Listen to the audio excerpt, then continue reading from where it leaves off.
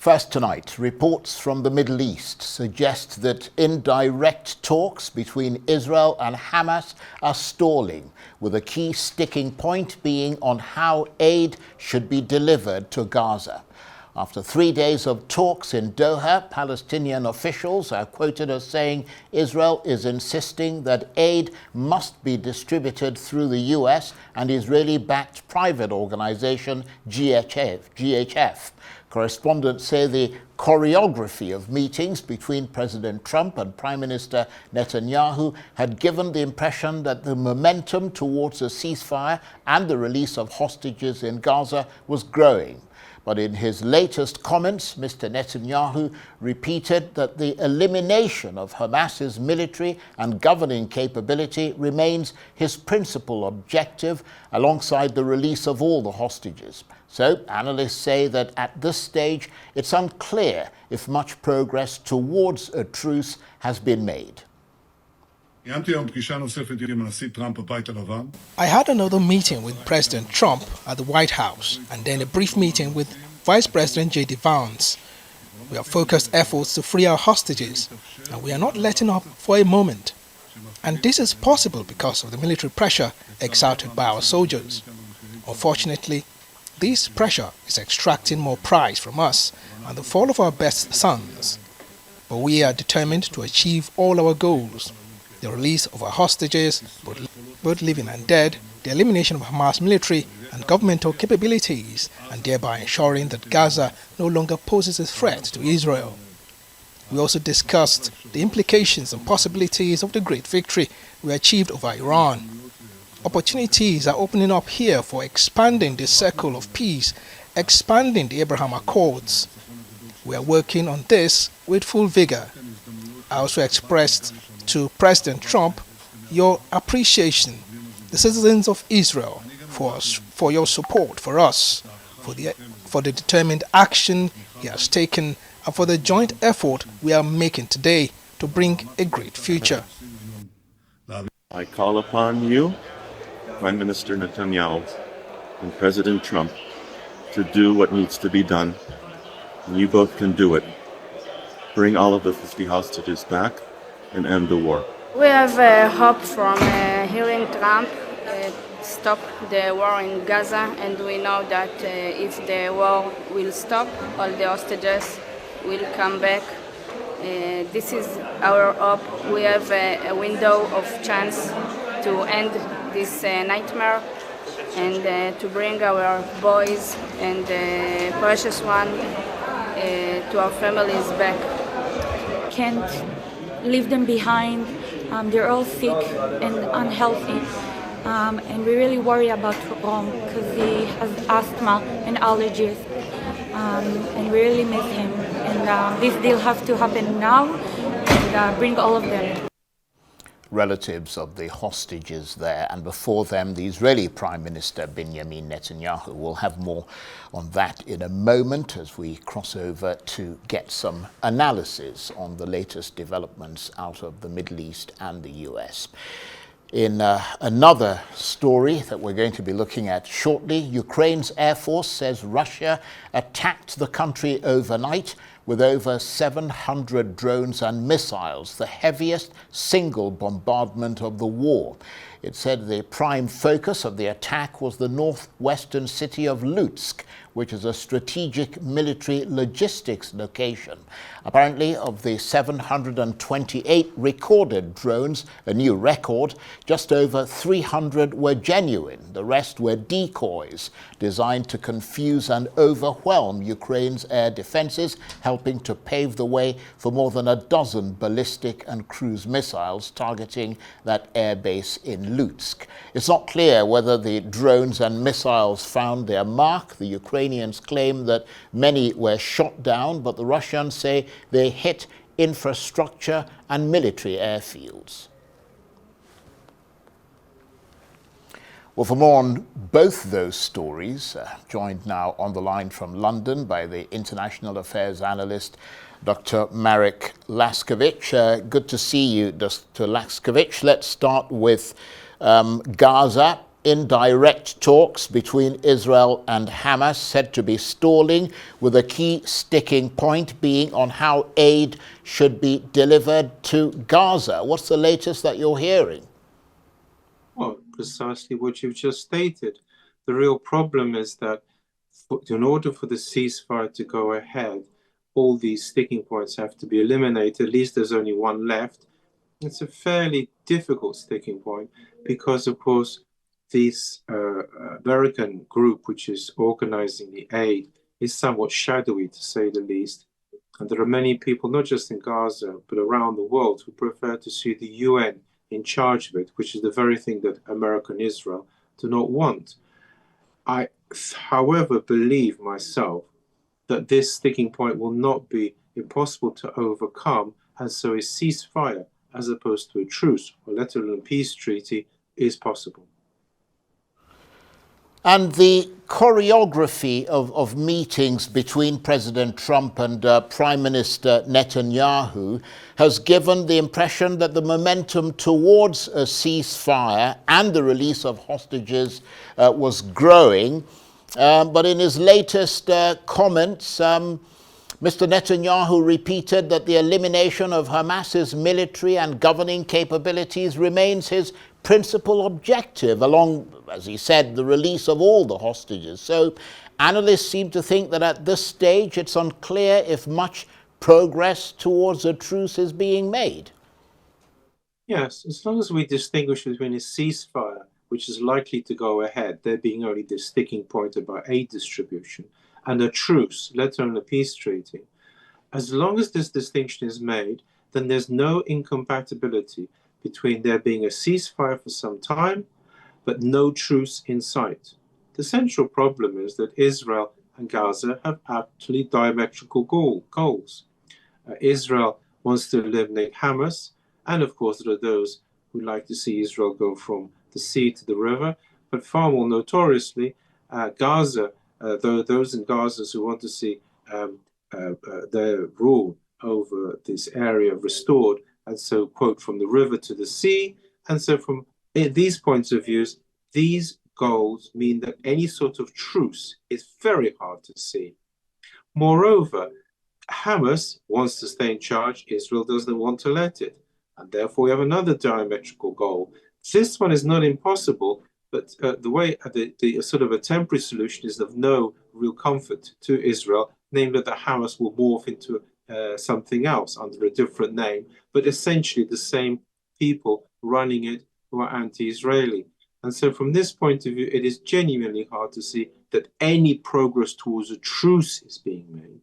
But ceasefire, yes. Well, let's turn to the war between Russia and Ukraine. That's much closer to you in Europe there. Has Donald Trump finally lost patience with Vladimir Putin? Because Mr. Trump says he's been getting a lot of what he called BS from Mr. Putin, and now says that the US will send more weapons to Kyiv. Yeah, Donald Trump is not just unpredictable, but volatile. And it's very hard to work out precisely what effect this has in the short term, even, certainly not in the medium term, because please note, just a short while ago, he was talking about withdrawing supplies from Ukraine. And therefore, as he changes his policy and lurches from one to the other, all that seems to be left is that Russia carries on as far as I can tell, as before, virtually ignoring what Donald Trump is doing in this respect, presumably on the grounds that if 1 week ago he was withdrawing troops and equipment, and now he wants to supply equipment, then the next week might see a different volte-face yet again. And so on that basis, there's nothing that can be really planned. As for Ukraine, though, it is important for a very simple reason. America has been, on the whole, negative about Ukraine and positive about Russia now for a long time. And so any sign by America, in particular Donald Trump, that he is listening to Ukraine and will supply weapons, more weapons, is very, very welcome. This is in addition to whatever military impact they will have, and they are important, please note. But again, the good news for Ukraine is Donald Trump is now on their side, at least for the time being, though we have no idea how long that will be for. Indeed, because, I mean, in its response, the Kremlin says it's not worried. So you don't think it should be? No, because we can't tell what Donald Trump's going to do in a week's time. As far as anyone can tell, Donald Trump changes his mind literally on a weekly basis. So on that basis, there's nothing to plan on. The Kremlin cannot be very worried because for all it knows, it could be friends again next week. What is significant is the fact that Russia is now hitting this town in the northwest Ukraine, which is militarily important because it implies they're now also talking about and acting upon a way of interfering with supplies getting to Ukraine. Yeah, so this interdiction. And so this is militarily important. And I think that's what they spend their time on, the Kremlin, working out how to advance. And whether Donald Trump is now on their side or not, I think is of secondary importance to them. And the Russian media are suggesting that Vladimir Putin wants more than Mr. Trump is prepared to offer, more in terms of territory and in terms of concessions from Ukraine and in terms of shutting off Western arms supplies to Kyiv. I mean, does Mr. Putin hold the cards and therefore can hold out for a better deal? I like the way you're using the word cards and deal, which is, of course, very reminiscent of how President Donald Trump now expresses these things. Yes, I think they feel that they are in a suitably strong position. They are on the spot. They can attack and are doing so on a regular basis. There is no shortage of equipment, it would appear. And so therefore they hold the cards. So therefore, why should they go for inferior peace treaty? Where Donald Trump is, I think, frustrated is that he envisaged a negotiation, whereas what Russia wants is a minimum set of demands met. The minimum is all the territory they're angling at, which they've only occupied some, and Western influence out, and Ukraine, in effect, reduced to being a neutral satellite of sorts. This is not possible as far as Ukraine is not acceptable, and therefore, in this sense, Donald Trump is frustrated. Actually, Russia wants even more than that. He has hinted recently, please note, that all Ukrainians are basically Russians, but presumably would settle for these minimum demands. But President Donald Trump would like to see negotiation about these minimum demands. Hence, the reason why there is frustration and a view by Donald Trump that he can't easily see an end to this war that he thought he could extinguish in 24 hours. So, I mean, you're a man with an ear to the ground and a pen to a book, several books I might add. What do you think all this means in real terms for the war in Ukraine and the way that Russia is prosecuting that war? I mean, does it look like Russia is determined to push on? Yes, in a word, Russia is determined to push on. It sees no reason to stop. Please note, still North Korea is going to supply more soldiers. It has many half allies prepared to supply it with equipment if it can't. There's no obvious reason for it to stop. On the Western side, they are talking about the collapse of the Russian economy, for example. Well, they've been talking about it for over 3 years and no economy has collapsed. And so therefore, I think they don't really understand Russia, which at least Sir Winston Churchill was honest enough to state that it was an enigma wrapped up in a puzzle. But what is clear, if you look at it in this, there are some clear guidelines. Russia is not prepared to surrender its minimum demands because as it sees it, it's for national security. It is still ambitious to take Ukraine and the whole of it, that is. And so in this respect, the war will continue as it is doing now with no clear end in sight as we sit now. And what about your assessment of the Ukrainians and the level of confidence that they have right now about the possibility of achieving their objectives by military means, and the objective being, of course, pushing Russia out of Ukraine? Yeah, there have been recent polls, of course, in Ukraine, and they're getting to be quite war-weary, which is incidentally what the Russians predicted. The Russians stated, not without reason, the Russians have been fighting wars for centuries.